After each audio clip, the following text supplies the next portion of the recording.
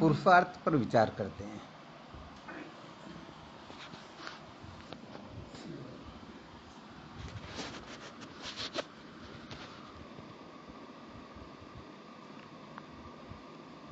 ऐसा समझना चाहिए कि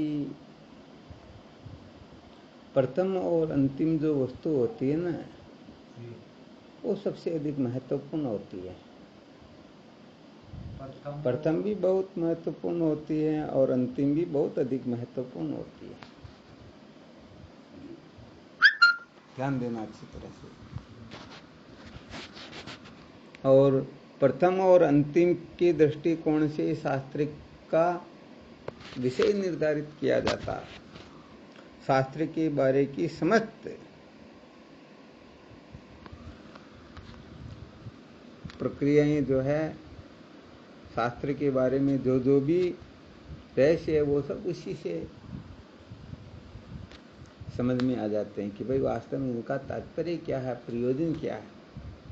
इसीलिए तो जब वो चर्चा तो फिर आगे करेंगे फडलिंग के अंतर्गत उपकर्म उपसंहार जो होता है ना, उपकर्म कहते हैं आरंभ को, उपसंहार कहते हैं अंत को। आदि और अंत जो महत्वपूर्ण होता है अथवा जिस विषय का संकेत करता है, समझ लेना चाहिए वही उस ग्रंथ का प्रतिपाद्य विषय होता है, वही उस ग्रंथ का मुख्य विषय होता है। उस ग्रंथ में वही कूट कूट कर भरा हुआ है। बाकी जो होता है वो समझाने के लिए इधर उधर कुछ भी हो सकता है। हाँ, ये थोड़ा विशेष रहस्य है। जैसे जेवर बनने से पहले क्या था? जेवर बिगड़ने के बाद में क्या रहेगा? तो पहले स्वर्ण का कथन होगा, अंत में स्वर्ण का कथन होगा, अंत में और आरंभ में होने के कथन के सिवाय कुछ होगा ही नहीं। और बीच में भले जेवरों की अनंत स्तुतियां होती हो, फिर भी वो महत्वपूर्ण नहीं होती है। तो वैसे देखा जाए तो ये उपकर्म उपसंहार बहुत जगह पर काम करते हैं। हाँ, वेदांत श्रवण में तो इनकी मुख्यता पूर्ण रूप से है ही है, परंतु ग्रंथ का प्रतिपाद्य विषय क्या है, यह ग्रंथ सचमुच में किस विषय पर आधारित है, ये क्या जतलाना चाहता है, क्या बतलाना चाहता है, ये जो है ना उपकर्म और उपसंहार पर ही निर्भर करता है। जैसे भगवद गीता जो है दूसरे अध्याय के 11वें श्लोक से प्रारंभ होती है, क्योंकि जब भगवान कृष्ण कुछ न कुछ बोलेंगे, उपदेश प्रारंभ करेंगे, उससे तो उपकर्म कहेंगे। हाँ, क्योंकि यहाँ पर महात्म्य भगवान का होता है। पहले अध्याय में भगवान कहीं पर बोले या नहीं बोले?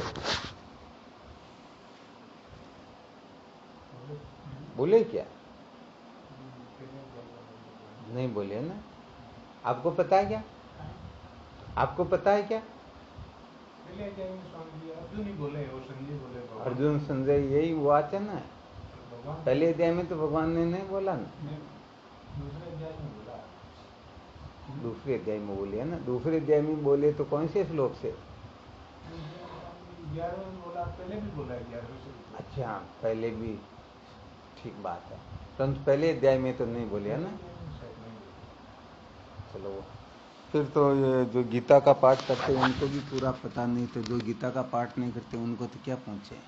पहले अध्याय में समझ मैंने आज तक ये नहीं कहा, पाठ ही नहीं किया पहले अध्याय। मैंने पाठ ही नहीं, मैं तो इसको महाभारत ही समझता हूँ, पाठ ही नहीं किया, इसलिए मेरे को अच्छा दूसरा अच्छा, क्या है? तो क्यों पहला अध्याय क्या भगवत गीता का अंग नहीं है क्या? अंग ही है स्वामी जी, मैं महाभारत समझता हूँ इसलिए। अरे ऐसा थोड़े होता, उसको पढ़ेंगे तभी तो भगवत गीता का मूल समझ में आता है। वास्तव में होता क्या है, हम अपने में क्या गड़बड़ है उसको समझेंगे नहीं तो आगे जो रहस्य समझेंगे वो रहस्य कैसे समझ पाएंगे। ये तो असली बीमारी है ना। अर्जुन को मोह हुआ था और मोह से मुक्त होने के लिए तो भगवान ने गीतोपदेश किया। तो कम से कम ये तो अपने को पता लगना चाहिए कि सचमुच में मेरे में बीमारी क्या है। अधर्म की है, वासना की है, विक्षेप की है, विवेक की है, ज्ञान की है। यदि यही पता नहीं है तो बताओ हम महत्व किसको देंगे फिर? बीमारी तो है अज्ञान की, और हम धर्म कर्म में लगे रहेंगे। ये बात से मना करते और बीमारी तो है अधर्म की, और हम ज्ञान विचार में प्रवृत्त होते रहेंगे। ज्ञान से कोई अधर्म थोड़ी मिटता क्या? ज्ञान तो मूल से ही तो काट कर फेंक देता पूरे विश्व को ही। इसलिए कोई चाहे ज्ञान प्राप्त करके हम धर्मात्मा हो जाए, बहुत बड़ी नासमझी होती है। हाँ, धर्मात्मा बनना हो तो उस धर्म की कक्षा में जाओ या वेदांत की कक्षा, ये तो धर्म अधर्म सबको एक साथ ही उड़ा देती है। इसलिए धर्म में उलझा हुआ जीव भी ब्रह्म साक्षात्कार नहीं कर सकता है, अधर्म में उलझा हुआ तो बेचारा कर ही कहाँ से लेगा। इसलिए पहले बंधन को समझना अत्यंत आवश्यक होता। बंधन को समझे बिना सचमुच में आगे का विकास होता ही नहीं। तो वैसे देखा जाए तो बहुत सारे पढ़े हुए होते हैं ना, उनको पूछा जाए पहले अध्याय में भगवान कृष्ण कुछ बोलते हैं या नहीं, सब यही कहते हैं कि नहीं बोलते, परंतु वास्तव में वो ठीक तरह से पढ़ते ही नहीं। अरे उनको सोचना चाहिए कि यदि पहले अध्याय के अंतर्गत भगवान कृष्ण का थोड़ा बहुत भी कुछ न हो तो पहला अध्याय फिर गीतोपदेश का अध्याय ही नहीं रहेगा, उसका अंग ही नहीं रहेगा। हाँ, इसलिए भगवान पहले अध्याय में भी बोलते हैं, कभी देख लेना, ठीक है ना। हाँ, तो वो क्या गड़बड़ हो जाती है। तो पहले अध्याय में बोले तो केवल मात्र, अरे मोह के बारे में कुछ नहीं बोला, केवल आधा श्लोक आता, आ रहा है समझ में। तो वहां पर उपदेश नहीं दे रहे थे, वहां पर तो सारथी इसलिए आज्ञा का पालन करे। अर्जुन कहते हैं कि दोनों सेनाओं के बीच में मेरे रथ को खड़ा करो। भगवान कहते बिल्कुल जैसा तुम कहते हो वैसा ही हम कर देते हैं। तो वहां कोई गुरु शिष्य की भावना थोड़ी क्या, उपदेश तो तभी प्रारंभ होता ना, जानकारी भी नहीं। तो जब दूसरे अध्याय के 7वें श्लोक से अर्जुन भगवान के शरणागत हो जाता है, क्या हो जाता, कौन सा 7वां श्लोक, 7वां श्लोक ध्यान में है क्या?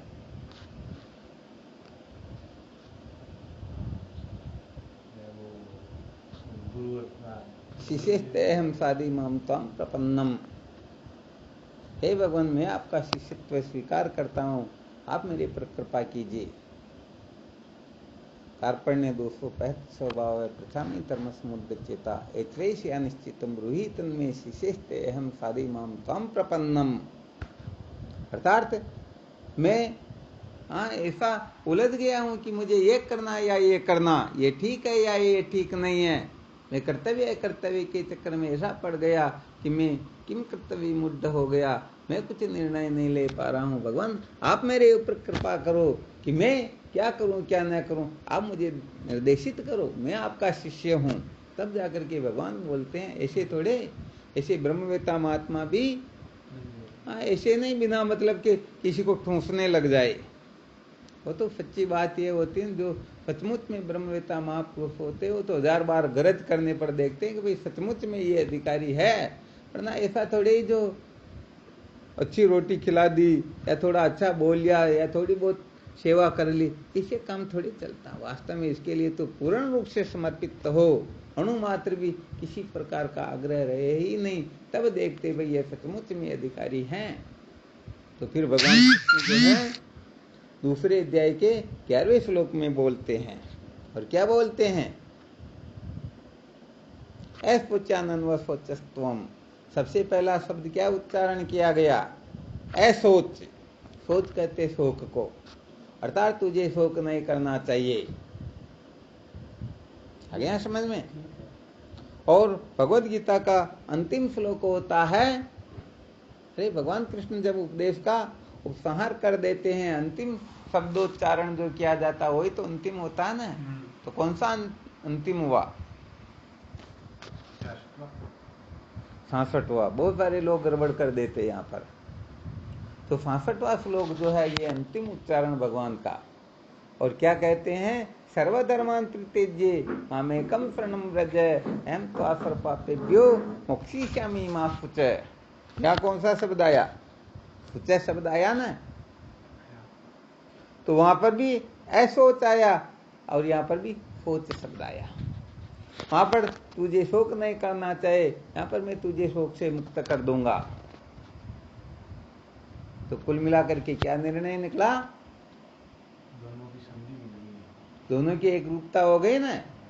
अर्थात भगवत गीता जो है वो अर्जुन को और अर्जुन को निमित्त बना करके जीव मात्र को शोक के बंधन से मुक्त करने के लिए ही अवतरित हुई है। इसलिए भगवत गीता का प्रतिपाद्य विषय, भगवत गीता का प्रधान विषय जो है वो केवल और केवल मात्र परमात्मा के बोध ही है, ब्रह्म साक्षात्कार ही है, और इसके सिवाय कुछ है ही नहीं।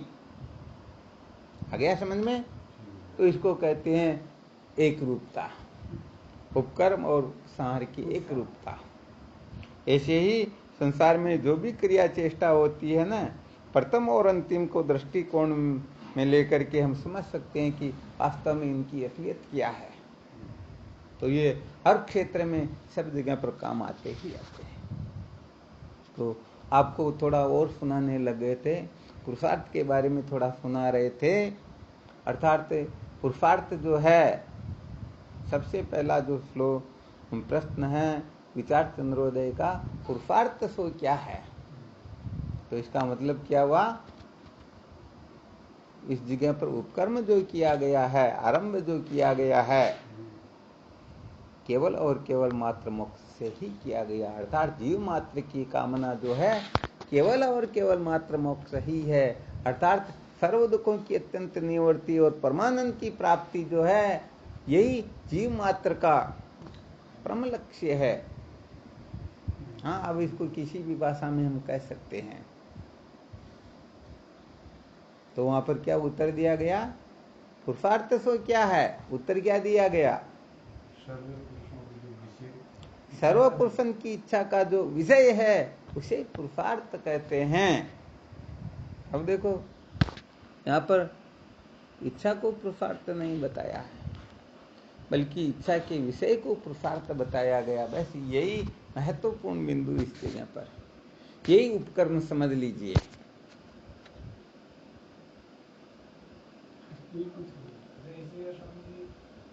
एक तो उसकी इच्छा, एक इच्छा का जो विषय होता है, रात दिन का अंतर होता है, बिल्कुल।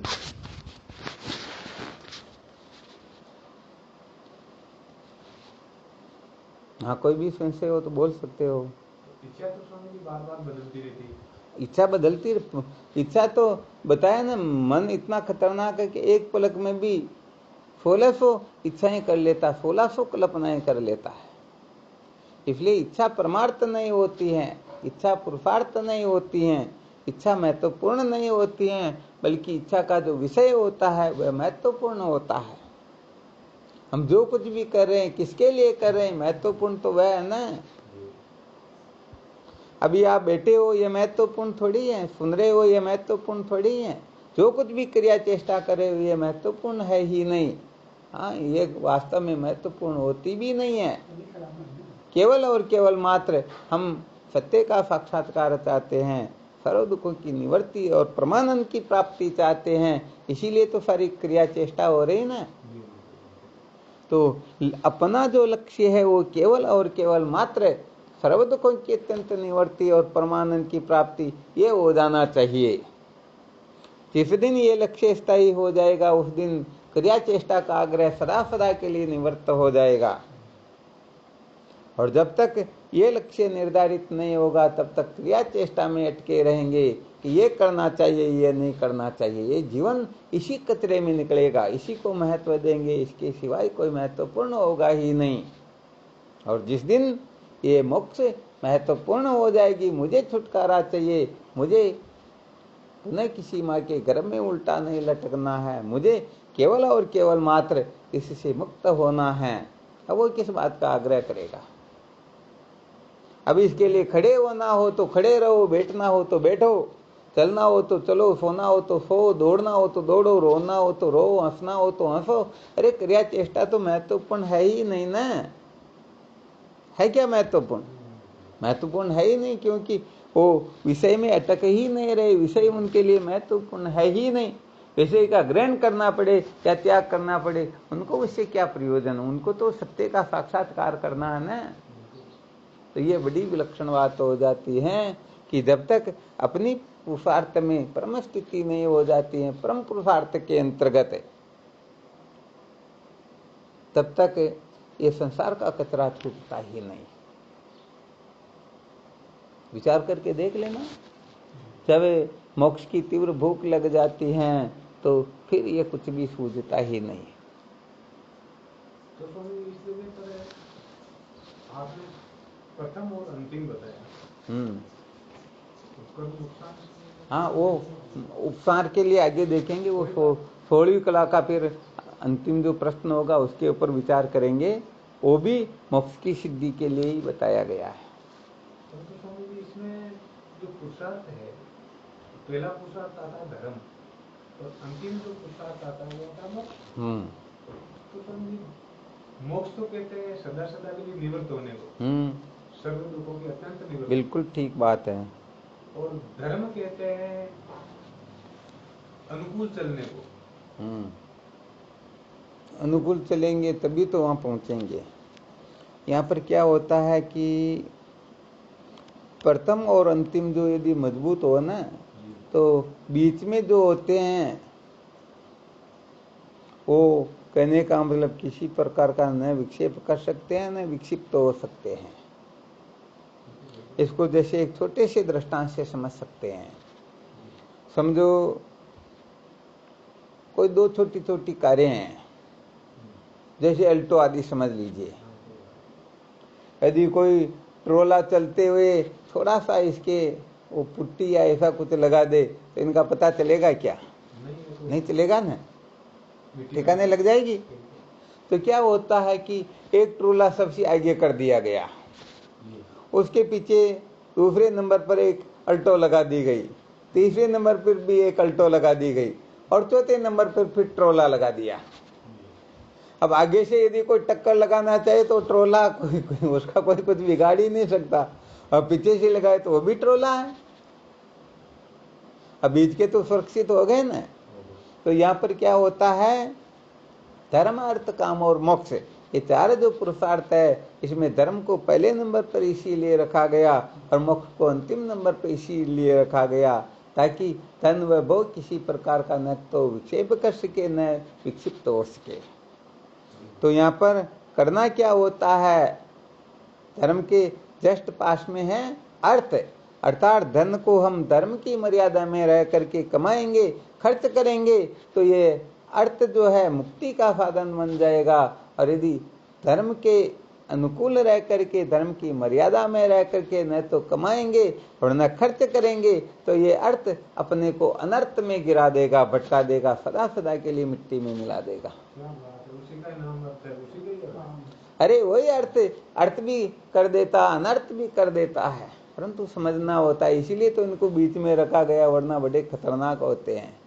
ये थोड़ी सी चोट भी सहन नहीं कर सकते हैं और थोड़ा सा कुछ करके गड़बड़ घोटाला भी कर देते हैं। तो यहाँ पर धन का बहुत अच्छी तरह से सावधानी से धर्म की मर्यादा में रह के कमाना होता है, धर्म की मर्यादा में रह के ही खर्च करना होता है। और तीसरा जो पुरुषार्थ है ना काम, इसके जस्ट समीप चल रहा है ट्रोला मोक्ष का।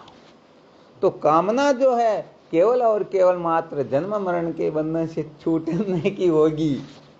महाराज ये काम आपको मोक्ष की ओर ले चला जाएगा, ये भी आपके लिए पुरुषार्थ हो जाएगा, वरना यही काम आपको मिट्टी में मिला देगा, यही पतन करवा देगा।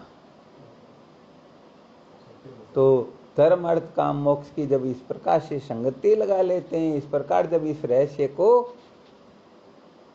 अच्छी तरह से समझ लेते हैं, फिर कोई संशय रहता ही नहीं। तो हमारे शास्त्रों में धन व भोग को बुरा नहीं बताया गया, बल्कि इनकी आसक्ति को बुरा बताया गया, क्योंकि धन के द्वारा सारे व्यवहारिक क्रिया चेष्टाएं होती हैं और भोग जो है ये हमें दूसरी ओर से विरक्त कर देते हैं। कामनाओं पर विजय प्राप्त करने के लिए कामना की आवश्यकता होती है, और जब कामनाएं मूल रूप से निवृत्त हो जाती हैं तो फिर वो मोक्ष के सिवाय किसी को महत्व देते ही नहीं। इस प्रकार तो जैसे लोहे से लोहा कटता है, हीरे से हीरे को काटा जाता, ठीक है ना। हाँ, हीरे को काटने के लिए हीरे की सिवाय और कोई साधन होता ही नहीं। लोहे को काटने के लिए तो बोले और भी कोई साधन होता होगा, ये तो बिना लोहे के आजकल वेल्डिंग से भी, गैस मशीन से भी, गैस वेल्डिंग किसी से भी काट सकते हैं, कोई बड़ी बात नहीं, परंतु हीरे को काटने के लिए हीरा ही चाहिए। तो कुल मिलाकर के जब इस प्रकार से रहस्य समझ लेते हैं ना, तो फिर न तो तन में न भोगों में कोई महत्व बुद्धि या न उनके प्रति ऐसा वैसा कुछ भाव रहता है। क्योंकि यदि सदुपयोग किया जाए तो जहर भी अमृत हो जाता है, और दुरुपयोग किया जाए तो अमृत भी जहर हो जाता है। ये थोड़ी विशेष बात होती है। तो ये अविद्या की कामना इसी से करती है, इनसे ही वो करती है। हाँ बिल्कुल, कोई इसका शस्त्र बन जाता काटने के लिए। हाँ बिल्कुल। अरे जब मोक्ष प्राप्ति की कामना उदय हो गई तो संसार के भोगों की कामना अपने आप शांत होने लग जाएगी ना। परंतु मोक्ष की कामना हो तब ये कामनाएं छूटे। यदि ये कामनाएं नहीं छूट रही हैं तो समझ लेना चाहिए बेवकूफ अपने को बेवकूफ बना रहा है, ये अपने को धोखा दे रहा, क्योंकि अभी तक उसे संसार सत्य प्रिय रमणीय लग रहा, अभी तक वो संसार के प्रति बहुत आस्था लगा कर बैठा हुआ है, अभी तक वह संसार को बनाए रखना चाहता है, संसार के प्रति इनका आग्रह अभी तक कम नहीं हुआ है। हाँ, वरना कहने का मतलब संसार के लोग धिक्कारने लग जाए तब समझो सचमुच में थोड़ा बहुत संसार से वैराग्य हुआ, वरना ऐसे थोड़ी प्रमाण पत्र संसार वालों से भी बराबर ले और संतों से भी बराबर ले, सपने में भी नहीं होता। हाँ, संसार वालों को राजी रख करके संतों को राजी नहीं किया जा सकता, और संतों को राजी रख करके संसार वालों को राजी नहीं किया जा सकता। एक साथ में दो घोड़े पर यात्रा नहीं की जा सकती, ये थोड़ी विशेष बात होती है। दुविधा में दोनों गए, माया मिली नहीं राम। हाँ बिल्कुल सही बात। जहाँ राम ता काम नहीं, जहाँ काम नहीं राम, दोनों कबू ना मिले, रोई रजनी एक ठाम। अरे रात और दिन कभी एक साथ रहते ही नहीं, इसलिए जिज्ञासु को तो बड़ा अलर्ट होना होता है। यदि उनके हृदय में थोड़े बहुत भी संसार के सत्यत्व प्रियत्व रमणीयत्व की कामना जागृत होती है तो सचमुच में वह संसार की ओर ही जा रहा होता है। उसे तो केवल और केवल मात्र मोक्ष प्राप्ति की कामना के सिवाय कोई किसी प्रकार की कामना रखनी ही नहीं चाहिए। हाँ, मोक्ष प्राप्ति की कामना के लिए कोई कामना करनी पड़े तो उसके लिए उसे पीछे नहीं हटना चाहिए, परंतु महत्वपूर्ण होती है मोक्ष की कामना। मोक्ष की कामना को जो महत्व दे करके इसे और प्रवृत्त होते हैं, निश्चित रूप से वो जीवन धन्य बना लेते हैं। तो यहाँ पर फिर धर्म अर्थ काम इन तीन पुरुषार्थों को केवल मात्र पुरुषार्थ कहा गया है, क्योंकि व्यवहार इन्हीं से चलता, व्यवहार की सिद्धि इन्हीं से होती, इन्हीं से जीवित रहा जाता, इन्हीं से सारी प्रक्रियाएं होती हैं, और जीवित रहने वाला ही तो ब्रह्म विचार कर सकता है, इसलिए इनको भी आदर दिया गया है। परंतु आदर देने मात्र से कोई यही अटक जाए, इसी को महत्वपूर्ण समझ ले, अपना पूरा जीवन यहीं पर लगा दे, तो उसे साक्षात पशु कहा गया है। मोक्षार्थी पुरुष ही दुनिया में श्रेष्ठ नर है, धर्म अर्थ काम वाले पशु के समान चर है। ये तो पशुओं के समान विचरण करने वाले होते हैं। तो मोक्ष जो है ये कहने का मतलब महत्वपूर्ण वस्तु होती है, वास्तव में यही पुरुषार्थ होता है। बाकी धर्म अर्थ काम पुरुषार्थ होते ही नहीं, ये तो छूटते रहते हैं। धर्म को पंडित लोग छुड़ा देते हैं, धन को डाकू लोग छुड़ा देते हैं, काम को डॉक्टर लोग छुड़ा देते। अरे भाई तुम्हारे को शुगर हो गया, अब तुम गुलाब जामुन मत खाना, मीठा मत खाना। हाँ, कितने ही बड़े से बड़ा भोगी क्यों ना, वो डॉक्टर कह दे भाई तुम्हारे को एड्स हो गया, अब स्वर्ग के शराबी क्यों ना, वो शादी करना चाहेगा क्या? तो अपने आप ये छूटते रहते हैं। परंतु मोक्ष जो है वो प्राण भी क्यों न त्यागना पड़े, परंतु ये कभी छूटती ही नहीं। ये झुकी क्यों रहती हैं, ये बड़ी विलक्षण बात है, ध्यान रखना चाहिए इसका। ये मोक्ष ही जीव मात्र का परम लक्ष्य है। यात्रा हाँ कहीं से शुरू होती होगी, परंतु यात्रा का पर्यवसान जो होता है वो केवल मात्र मोक्ष में ही होता है। वहां जाकर के यात्रा पूरी हो जाती, वहां जाकर के चलना शांत हो जाता है। वहां जाने के बाद में करना, जानना, पाना, छोड़ना कुछ भी शेष रहता ही नहीं। इसलिए मोक्ष ही जीव मात्र की परम प्राप्य वस्तु होती है। जो सचमुच में मुमुक्षु होता है, समझो उसके समान इस संसार में कोई होता ही नहीं। बड़े बड़े देवी देवता भी उनके सामने हाथ जोड़कर खड़े रहते हैं। मुमुक्षु कोई साधारण बात नहीं होती है, बहुत बहुत बहुत ऊंची बात होती है। अरे भाई, यहाँ पर तो नियम है ना, यदि कोई किसी वस्तु की परवाह नहीं करता है तो जो उस वस्तु की परवाह करता है वह तो उसके सामने हाथ जोड़ के खड़ा रहेगा ना। अरे भाई, मैं बिना रोटी के 1 मिनट नहीं रह सकता हूँ और तुमको 15 साल हो गए रोटी खाए हुए। आ रहा है समझ में? तो ऐसे ही जो ब्रह्मादि के ऐश्वर्य को भी काकविष्टा के समान समझ ले, ईश्वर के ऐश्वर्य से भी विरक्त हो जाए, तो ये ब्रह्मा विष्णु भी तो आश्चर्य करेंगे न, अरे हम जिसके बिना नहीं रह सकते, तुम उसके ठोकर लगा रहे हो हमारे लिए, तुम आदरणीय हो, तुम महान हो, तुम श्रेष्ठ हो। इसलिए मुमुक्षु पुरुष ही सबसे अधिक श्रेष्ठ होता है, उसे श्रेष्ठ कुछ होता ही नहीं। और ऐसा मुमुक्षु जब सचमुच में गुरु भक्त हो जाता है, श्रोत्रिय ब्रह्मनिष्ठ गुरुदेव का अनुगामी हो जाता है, तो उनसे श्रेष्ठ कुछ होता ही, क्योंकि उसे निश्चित रूप से वो जो अवस्था है वो प्राप्त होने वाली अब देर की बात ही नहीं है। जब तक कहने का मतलब जैसे भूख कितनी भी तीव्र क्यों नहीं लग रही हो, वो थाली में भोजन आने की देर होती है। भोजन यदि आ गया तो भूख मिटने में कोई देरी है ही नहीं। वरना भूख कितनी भी क्यों नहीं लग रही हो, कितने ही हम साधन संपन्न क्यों न हो जाए, परंतु जब तक गुरुदेव की प्राप्ति नहीं होती है तब तक ही सारी की सारी समस्या होती है। यदि हम साधनों से संपन्न नहीं है फिर गुरुदेव की प्राप्ति हो जाए तो भी विशेष बात नहीं, वो फायदा नहीं हो सकता है। और साधनों से संपन्न हो गए फिर भी न मिले तो भी विशेष बात नहीं होती है। यहाँ पर तो भूख भी हो और भोजन भी सामने आ जाए तब बात कुछ और होती है।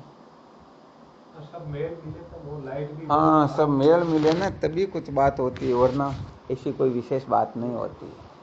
तैयारी नहीं और गुरुदेव मिल जाए तो भी बात नहीं बनती। बिल्कुल सत्य बात है। तो यहाँ पर हाँ बोलो। ये जो तैयारी है जिज्ञासु की, ये तैयारी जिज्ञासु की तुरंत कब होती है? जब गुरुदेव इस प्रकार से उसको अपनाते हैं। जिज्ञासु की तैयारी यही गुरुदेव वर्ण कर ले।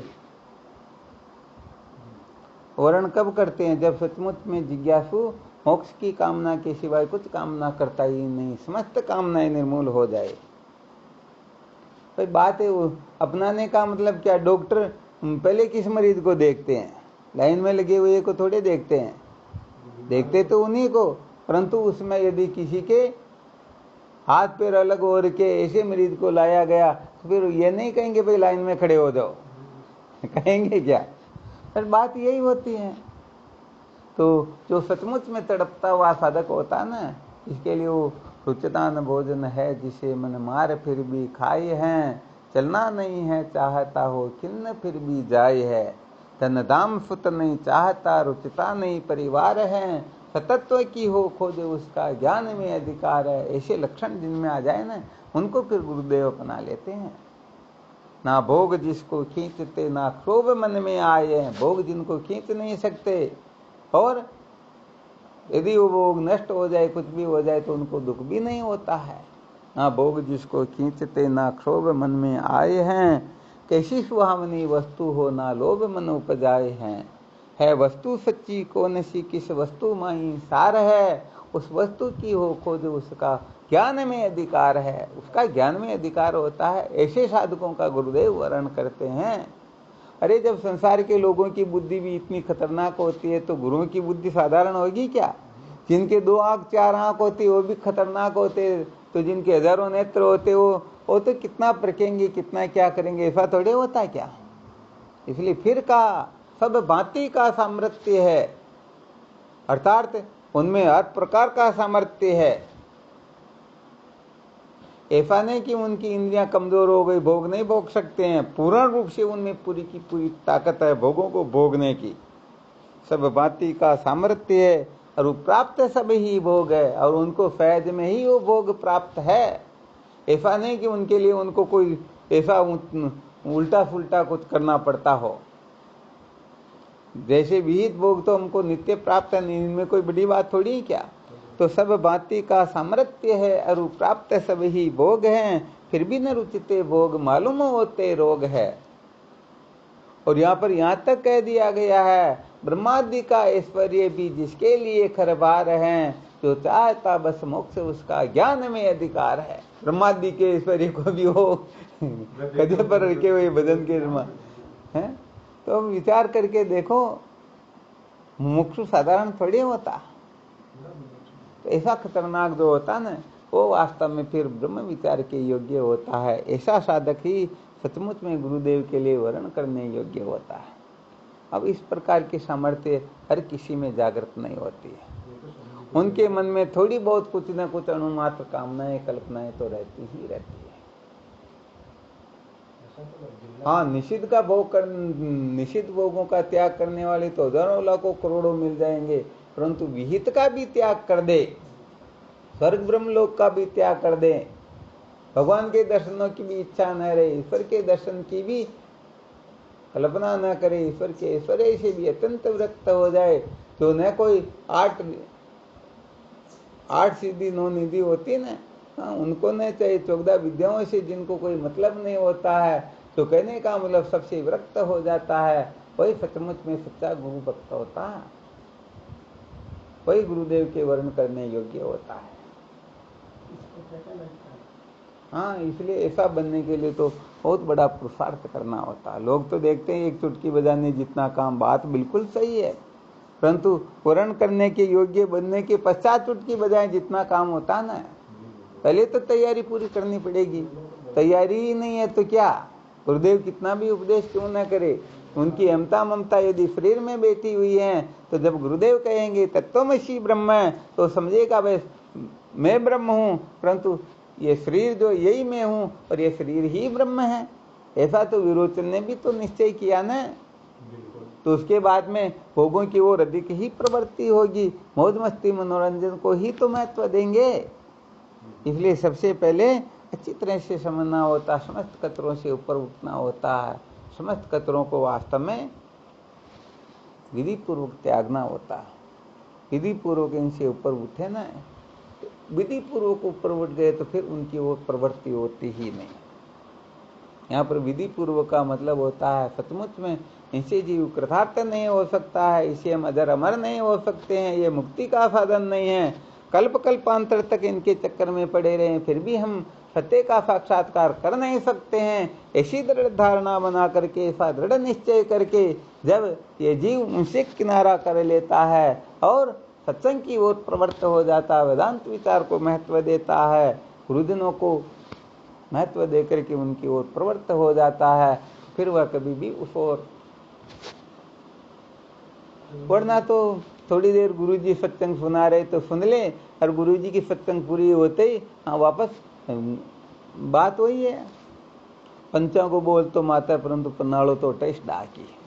गुरुजी की सत्संग सुननी, और क्या इतनी देर तक अपने को सबको छोड़ के बैठ जाना गुरुजी के सानिध्य में, गुरुजी की शरणागत में, गुरुजी को सब कुछ समझ के महत्व दे देना, और सत्संग सुना दी तो अब क्या, अब तो बाकी भी तो करना ना, इनको भी तो महत्व देना ना, वरना हमारा होगा क्या। तो फिर ये क्या, थोड़ी देर इनको महत्व, थोड़ी देर उनको, ये मुमुक्षु होते ही नहीं। हाँ, इसलिए बहुत टेढ़ा काम, ये हर किसी के वश का काम होता ही नहीं, इसके लिए तो बहुत बहुत बहुत अधिक पुरुषार्थ करना होता है, तब जाकर के सचमुच में कुछ बात और होती है। इसीलिए मनुष्य नाम सहस्रेषु कहा गया है, इसीलिए रामचरितमानस में भी नर सहस्र में सुनहु पुरारी, कोई कोई धर्मव्रत धारी, धर्मशील कोटिक में कोई, विषय विमुख विराग्रत होई, कोटिक विरक्त मध्य श्रुति कई, सम्यक ज्ञान सुकृत को उलही। महाराज बड़ी विलक्षण बात है। अभी तो पहले सत्संग में खड़े करे कौन कौन ब्रह्म ज्ञानी, तो शायद 1-2 बेटा रहेगा, सब खड़े हो जाएंगे हम भी ब्रह्म ज्ञानी, हम भी ब्रह्म ज्ञानी, परंतु जो ब्रह्म ज्ञानी होते तो बहुत बड़े ज्ञानी होते हैं। वास्तव में देखा जाए तो ब्रह्म ज्ञानी कोई होता ही नहीं। ये तो साधकों को तत्वबोधन करवाने के लिए ब्रह्म ज्ञानी का अध्यारोप करना होता है, वरना तत्व दृष्टि से कोई ब्रह्म ज्ञानी थोड़े होता, सब ब्रह्म ही होते हैं और वो सचमुच में है ही है। ऐसा कोई है ही नहीं जो अब्रह्म हो। तत्व दृष्टि से सब ब्रह्म है या नहीं, परंतु ब्रह्म ज्ञानी ये क्या बीमारी है? ब्रह्म का कोई ज्ञानी हो सकता है क्या? हाँ, वास्तव में कोई ब्रह्म का ज्ञानी होता ही नहीं। इसलिए ये तो शिष्यों की श्रद्धा के लिए, शिष्यों का आत्मबोध दृढ़ाने के लिए, उनको आत्मबोधन करवाने के लिए ये ब्रह्म ज्ञानी का चोला पहनना होता कि हाँ मैं ब्रह्म ज्ञानी हूँ, परंतु सचमुच में विचार करके देखा जाए तो ये सिद्ध ही नहीं होता। क्या अभिमान करना, क्या यहाँ अटकना, क्या इसको महत्व देना। तो कुल मिलाकर के ये पुरुषार्थ जो है, विषय को पुरुषार्थ कहते ही नहीं। किसको कहते हैं? विषय की, विषय का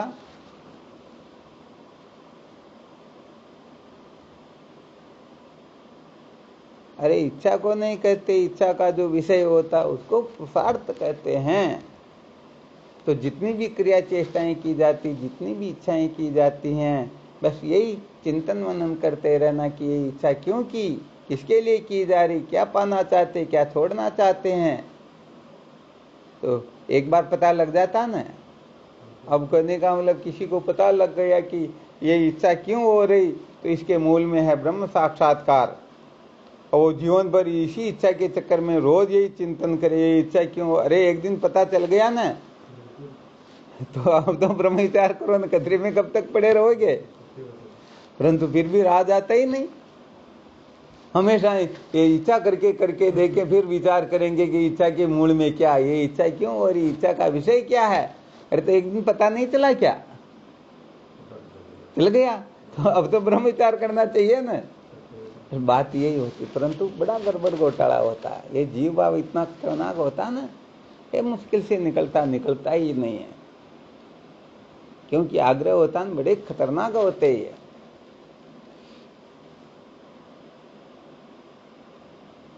तो इसका खूब चिंतन मनन करना चाहिए, खूब विचार करना चाहिए, खूब दृढ़ाना चाहिए और अच्छी तरह से सम्यक प्रकार से निश्चय कर लेना चाहिए कि केवल और केवल मात्र समस्त इच्छाओं का जो विषय है उसे ही पुरुषार्थ कहते हैं। और समस्त इच्छाओं का विषय केवल और केवल मात्र मोक्ष प्राप्त करना ही है। मोक्ष की प्राप्ति, अरे मोक्ष, हम नित्य मुक्त है, परंतु अज्ञान से हम बंधे हुए हैं, इसलिए अज्ञान का निवृत्त होना ही मोक्ष है। तो अज्ञान की निवृत्ति ज्ञान से होती है, ज्ञान की प्राप्ति गुरुदेव की कृपा से होती है। तो सब कतरों से मुक्त होकर के मैं केवल और केवल मात्र गुरुदेव कैसे वर्ण करे, इसके सिवाय कुछ भी चिंतन मनन करना ही नहीं। तो ये मूल बिंदु हो गया समस्त साधकों के लिए। अपने हृदय में ज्ञान कैसे प्रकट हो, तो विद्या की निवृत्ति कैसे हो। ज्ञान से श्रेष्ठ कुछ है ही नहीं, तो फिर और दिमाग खराब कहाँ करना। असली चीज ही यही है, इसी को महत्व देना चाहिए। तो इसको महत्व देंगे वो मुक्त हो जाएंगे, और नहीं देंगे वो भले मोक्ष की इच्छा कितने भी की न कर ले, मुमुक्षु कितने भी क्यों न हो जाए, इस रहस्य को बहुत अच्छी तरह से भले क्यों न समझ ले कि समस्त इच्छाओं का जो विषय है वही पुरुषार्थ है। वो मैं मोक्ष को, उसी मोक्ष को चाहने वाला हूँ, और उस मोक्ष की इच्छा करके इन समस्त इच्छाओं से विरक्त हो जाए, फिर भी बिना ज्ञान के कल्याण हो सकता है क्या। तो महत्वपूर्ण होता है केवल और केवल मात्र ज्ञान। इससे अधिक महत्वपूर्ण वस्तु कोई होती ही नहीं। ये रहस्य जिनके हृदय में ठीक ठीक प्रकाश से जागृत हो जाए, समझो उनका जीवन सार्थक हो जाता है, सचमुच में वह कृतार्थ हो जाते हैं, उनका सदा सदा के लिए रोना धोना निवृत्त हो जाता है। तो इनको बहुत अच्छी तरह से समझना होता है। इनको समझने वाला ही जीवन को सार्थक कर पाता है। बाकी तो पुनरपि जननम पुनरपि मरणम पुनरपि जननी जट्टे शयनम, बार बार जन्मते मरते और 84 लाख योनियों में भटकते ही रहते हैं। तो ये विशेष बात है, इसको बहुत अच्छी तरह से समझना चाहिए। इतना बढ़िया चला।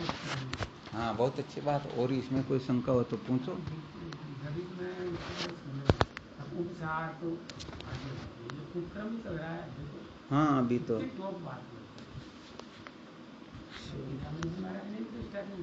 पुरुष इच्छा विषय पुरुषार्थ दो ही सोई। पुरुष इच्छा विषय पुरुषार्थ दो ही सोई। हाँ, बिल्कुल यही विचार। क्या बात है। हेतु तक विचार ब्रह्म तक जान तीन वस्तु रूप जल चेतन जो जड़ विद्या माया ब्रह्म चित्त सुमे पिता सुमे पिता मर्ष्यान हो। ये तो एक बताया मैं सुनने वाला ज्ञान तो बोलना बंद करना चाहिए। चलो, बहुत बहुत धन्यवाद है। सुनने वाला तो फिर ये केवल मात्र विचार चंद्रोदय की प्रथम कला की जो प्रथम लाइन है ना, पुरुष इच्छा विषय पुरुषार्थ जो ईश्वर, केवल इसी का चिंतन मनन चल रहा है। क्योंकि ये लाइन अच्छी तरह से समझ में आ गई तो आगे की भी आ जाएगी, और ये समझ में नहीं आएगी तो आगे समझ के क्या निहाल कर लोगे। समझना तो मूल को पड़ता ना। इसको अच्छी तरह से समझ लोगे तो आगे की अनायास ही समझ में आने लग जाएगी। मोक्ष प्राप्त करना जीवन का महत्वपूर्ण लक्ष्य बना लोगे तो ये सब अपने आप जागृत होने लगेगी। जैसे जहाँ समुद्र होता वहाँ चारों ओर से नदियाँ दौड़ दौड़ करके उसमें मिलती हैं, ऐसे जो सच्चा मुमुक्षु होता है उनके अंतर्गत समस्त साधन दौड़ दौड़ करके उनमें मिलना चाहते, क्योंकि साधन भी तो कृतार्थ होना चाहते ना। अनादिकाल से बेचारों का सत्यानाश किया जा रहा, उनको परेशान किया जा रहा, तो वो भी तो होते ना। अब हमको भी छुट्टी मिले, कब तक हम परेशान होते रहेंगे। इतना नहीं, जो लाइन चल रही उसे आगे बोलो। अभी ये तो दूसरी कला, अभी पहली कला की एक लाइन चल रही हो तो बहुत आगे की बातें हैं। तो ये अच्छी तरह से समझ में आ जाना चाहिए कि ये साधन भी कृतार्थ होना चाहिए। आ गया समझ में? हाँ, इसलिए पहली लाइन को बहुत अच्छी तरह से समझो। ऐसे नहीं कि एक ही बार में 5 मिनट में पूरी विचार चंद्रोदय को पढ़ा करके, हमारे वहाँ पहले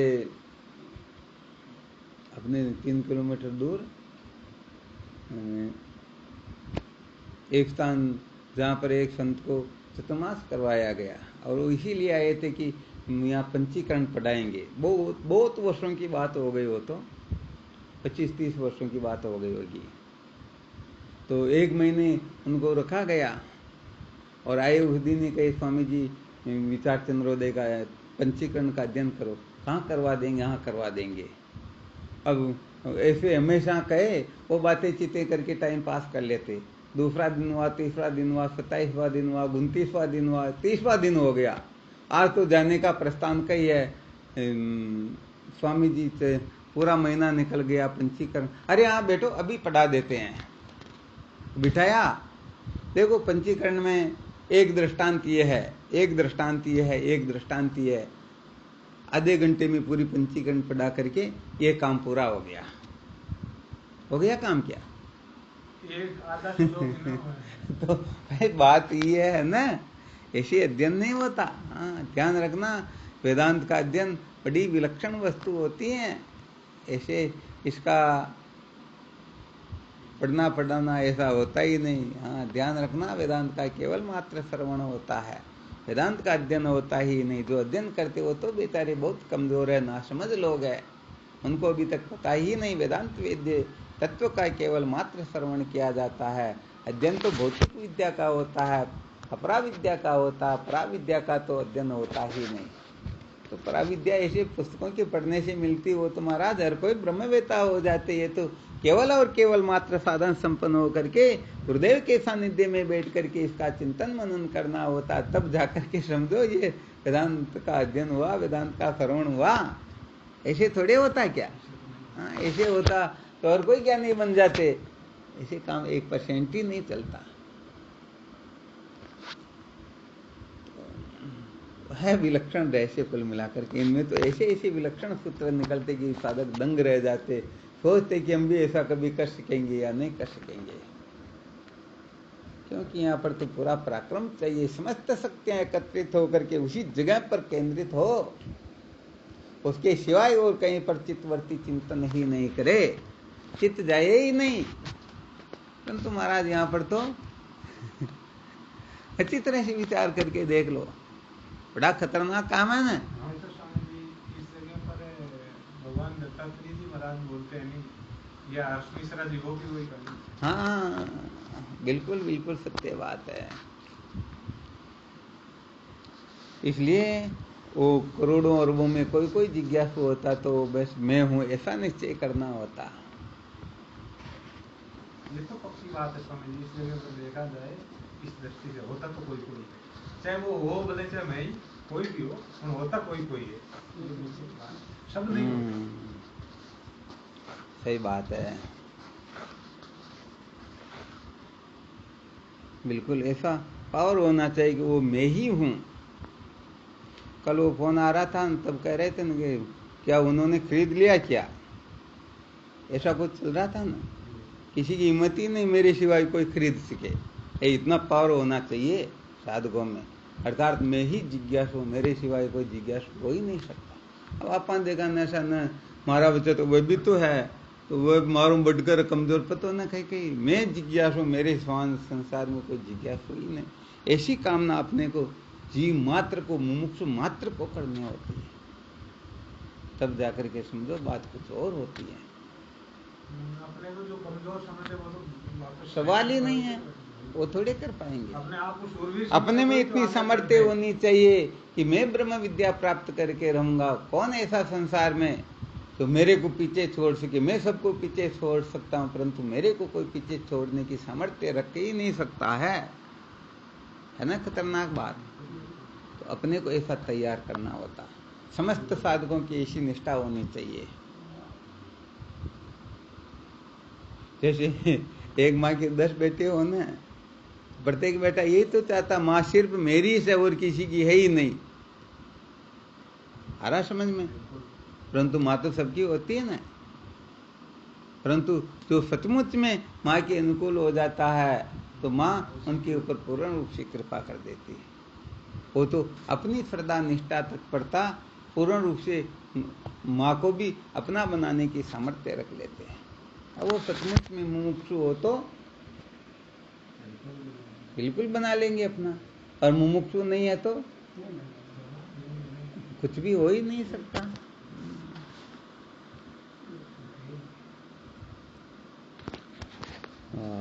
और कोई शंका हो तो देख लो इसमें।